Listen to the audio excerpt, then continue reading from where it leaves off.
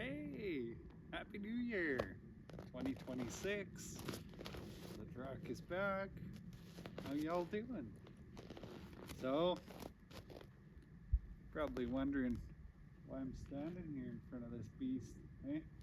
This is the monstrosity that I had to have the engine swapped over. And I was talking about the last video where, the mechanic left my snow out in the snow, or my engine out in the snow, and then had my truck for 3 weeks and didn't hear from him. Well, miraculously, the day I uploaded that last video, that was the 23rd of December, I got a text message from the mechanic at the end of the day saying that my truck was ready. So went down there to go pick it up, and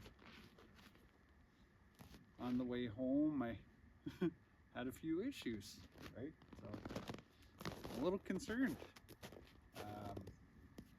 Went to the shop. The mechanic says, hey, there's a jug of the specified coolant in the passenger compartment.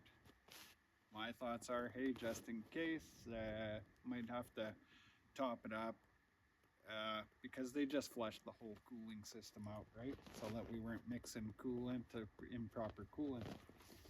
That was one of my concerns. Also, one of my concerns was, to make sure everything was connected properly. I stressed that to the mechanic 3 or 4 times in our conversations, that all ground straps I want properly connected. These Dodges are notorious for gremlins, electrical problems, CAN bus issues because of improper grounding and stuff like that, right? So I wanted to be very thorough with that. That's why I was paying a professional to do this job and not attempting it myself. But I also didn't have the proper equipment to be able to lift said 1,300-pound engine myself, so paid somebody else to do it, right? So upon driving the truck home, the mechanic said that he ran my truck for an hour, and anyways, they filled the cooling system, and everything was supposed to be done. So upon driving the truck home, I noticed my temperature gauge ain't moving anywhere. It's spiked right at like 0, nothing, and blowing ice cubes out the vents. And I had a massive boost leak. Like if you stepped on it at all you could hear is like wind, right? So I had to go back to said shop the following day to pick up my engine core. That would have been the old engine that was in this truck. So, okay, I'm going to cool down here because I was a little upset about it. And I'm going to let the mechanic know tomorrow. So the following day, I go pick up my engine. I had the trailer hooked onto our other Dodge truck because I didn't want to drive this back over there. And made mention, hey, I have a massive boost leak, and the cooling system's blowing ice cubes, man. Like what's, oh yeah, we ran that yesterday. That's why I send you home with the coolant. It may take 4 liters of coolant to fill just the heater core itself. So I'm kind of feeling burnt in the moment that, okay, this guy was supposed to do a complete engine swap, everything done. This isn't a job between buddies. I'm paying a mechanic shop, a licensed shop to do this job.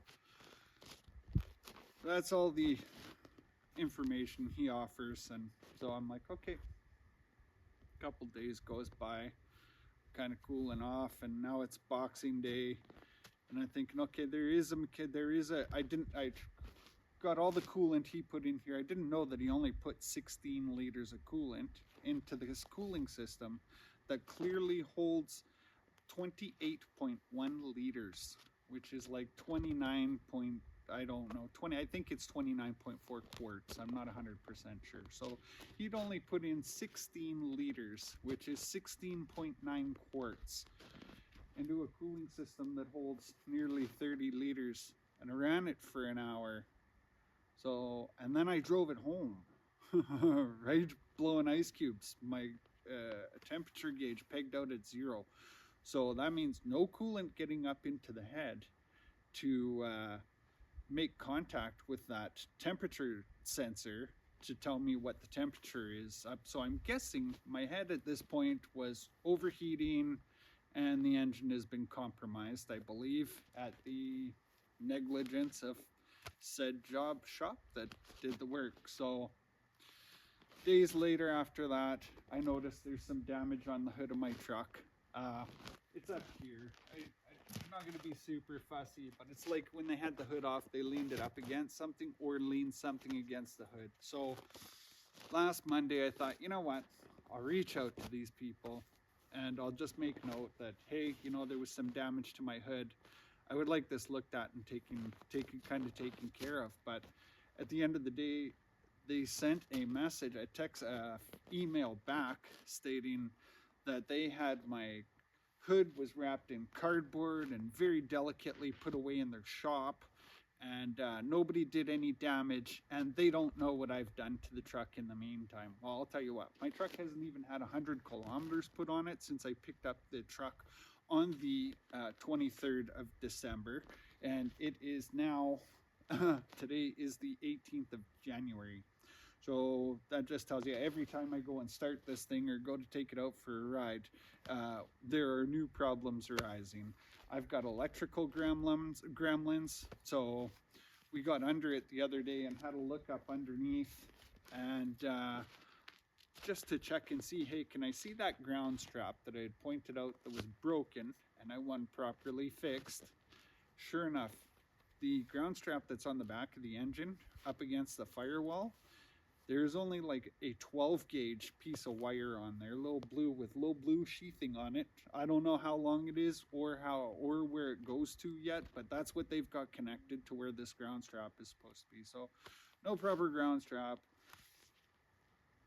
Major boost leak that I've now dealt with myself, had to deal with myself.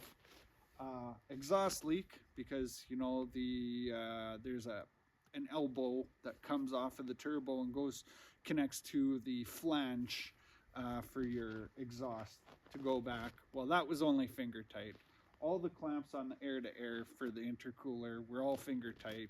I blew off the one hose, like just a nightmare. It's been an absolute nightmare. So this shop doesn't want to do anything about it. They've actually also, you know, they've threatened a lawyer. Like their lady that gets the emails that I've sent, not the mechanic, but the lady that's accepting the emails for the company, has actually intercepted my email to them about the damage to my hood, and then went ahead and contacted my wife, who has absolutely nothing to do with this truck or this deal, period. Her name has no ties to this truck whatsoever, not on the registration, not on nothing. They reach out to her while she's at work and start threatening a lawyer about me. They don't know what's wrong with me, when really all I did was send an email asking about the damage, and I was very polite about the damage. So I thought, okay, this is getting ridiculous. So I thought last week the weather was really nice, not snowing like it is today. And I climbed under this thing because I don't know if you can see right there, got a red spot. So that is transmission fluid leaking from a transmission cooler. They put new transmission lines on here and they are leaking. Also leaking is the oil filter. They obviously didn't crank that down tight enough. Again, we got the ground strap on the back that is not a ground strap. It's an inky-dinky little piece of wire that is not sufficient at all.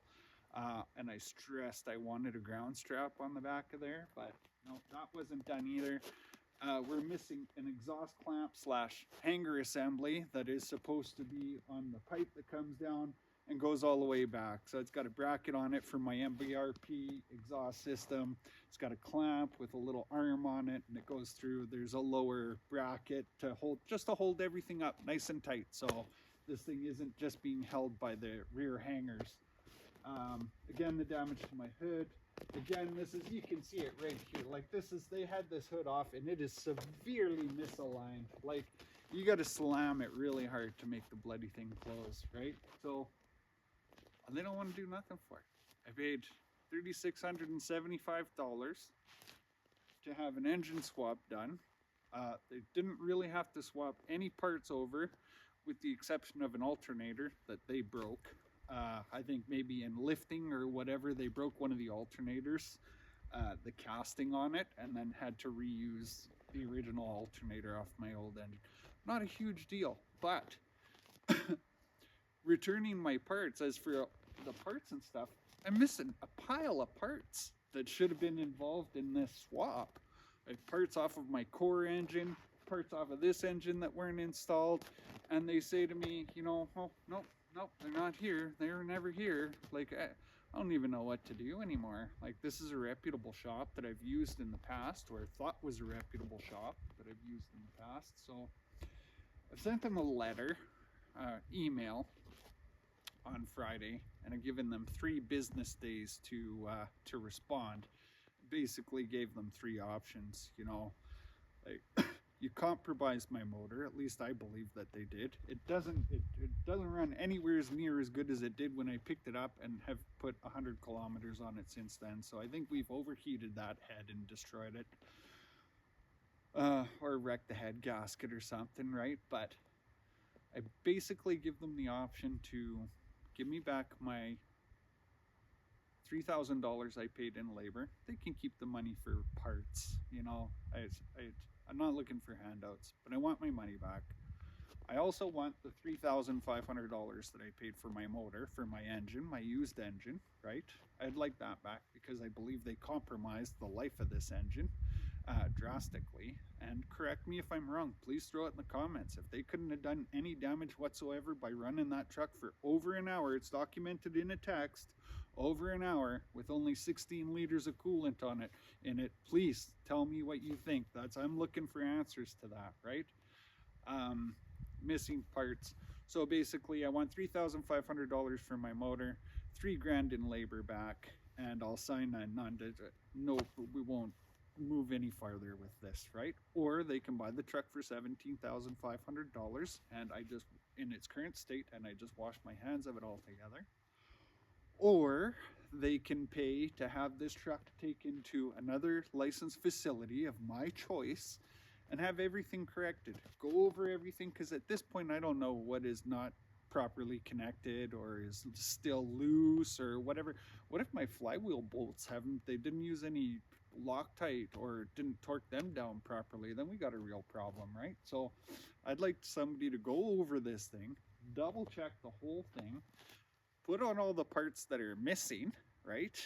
That are supposed to be there for the installation, and give that engine a clean bill of health for me, so that, I don't have to worry about this for some time, because essentially that's what I paid for.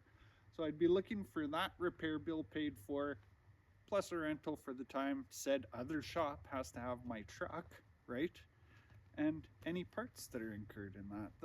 I think that's pretty reasonable, right? So, and my 4th option was to involve, there's the AMVIC, that's the Alberta Motor Vehicle Industry Council here in Alberta, that are like, the police when it comes to auto sales and shops that are not doing their due diligence, or being negligent in their practice, I guess. So, end of the day, you guys tell me what you think. That's the saga with the truck. Otherwise, fire it up. The first thing it does, they said it left their shop, no codes, no engine light. I fire it up immediately. There's engine light comes on, pull the codes, and there's like 40 codes that come up that were never there before I had this engine swap done. And I'm pretty sure it's all done till, like, because of bad grounding and, stuff not hooked up properly. So I've cleared that. A lot of those come back. The big concern is my grid heater. So there's a code that the grid heater performance is no good. So I might have to take that off of my old motor if there was nothing wrong with it, and throw it on this one. And hopefully, I don't know, maybe I should just sell it. But let me know in the comments what you guys think I should do about this. I think I've handled it to the best of my ability by writing emails, not freaking out, and just being as polite as I possibly can, because you don't just want them to tell you to F off and then now they're totally not going to do anything for you at all, right? So, well, that's my rant for the day. Let me know how you guys feel about it, and I don't know. Let me know in the comments how you feel. I'll show you real quick at the end here. We'll have a look. If you want to have a look at our leaks, we've got, and that's transmission fluid, and I don't know if we can see up there or not. Where our cooler lines are. Oh yeah, we got leaks here. Stuff's all wet. We're missing bolts and a cross member up here. Where is it? In between there, a couple bolts missing. Yeah, it's concerns, right? Anyways, thanks for watching, folks. Please like and subscribe. Have yourselves a great day.